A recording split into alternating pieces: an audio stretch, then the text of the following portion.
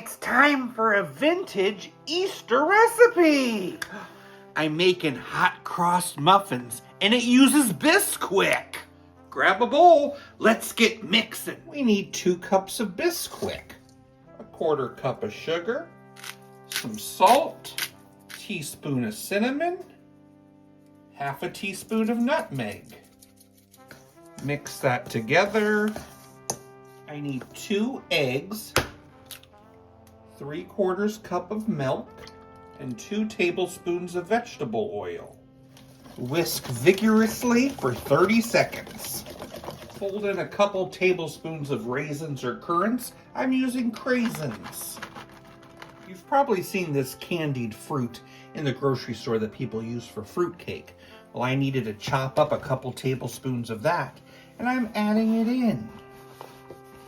Fold that in and fill some muffin cups 3/4 of the way. Cook at 400 for about 15 to 18 minutes until golden brown. They look great, but now it's time to make the special glazed cross to go on the top. I need some powdered sugar. And mix a tiny bit of milk a little at a time till you get a nice thick glaze. And you just pipe on that cross.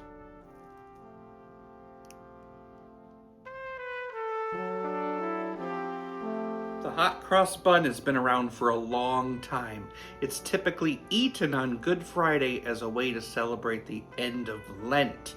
The cross and the spices inside do have special symbolism.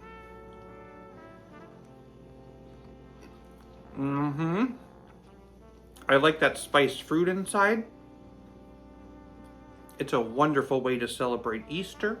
I give it a 6.7 out of 10. Why does the Easter Bunny have such a good complexion? It exfoliates.